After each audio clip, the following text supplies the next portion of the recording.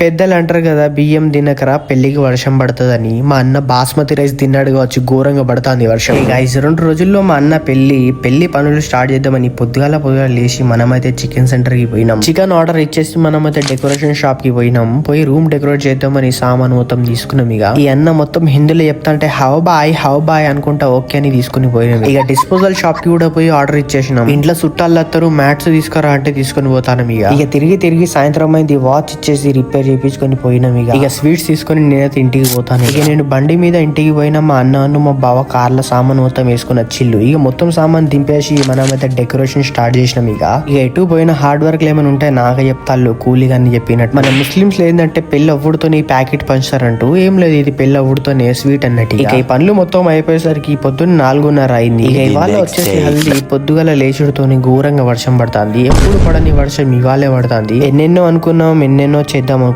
ఎక్కడి టెంట్లు అక్కడే, ఎక్కడి చైర్స్ అక్కడే ఉన్నాయి. ఇక ఏం చేద్దాం, అయ్యేదైంది. వర్షం ఆగేంత వరకు దోమలు కొట్టుకుంటా కూర్చున్నాం. ఇక కానీ వర్షం మాత్రం ఆగుతనే లేదు. పెద్దలు అంటారు కదా, బియ్యం తినకరా పెళ్లికి వర్షం పడుతుందని. మా అన్న బాస్మతి రైస్ తిన్నాడు కావచ్చు, ఘోరంగా పడుతుంది వర్షము. మోర్లు గుంటలు ఇవన్నీ వర్షంతో మునిగిపోయినాయి. ఇక మా పెళ్లి కొడుకు అన్న అయితే వర్షంలో రెయిన్ కోట్ వేసుకుని వెళ్తాడు బయటికి. మా ఫ్యామిలీ వాళ్ళు వర్షం వల్ల ఎవరు రాలేకపోయిల్లు, అందుకే ఇంట్లోనే హల్దీ పెట్టేసి మళ్ళీ రేపటికి పోస్ట్ పోన్ చేసినాం. ఇక రాబోయే పెళ్లి వ్లాగ్ కూడా చూడండి. వీడియోని లైక్ కొట్టి ఫాలో చేయండి. యూట్యూబ్ లో చుట్టూ సబ్స్క్రైబ్ చేయండి.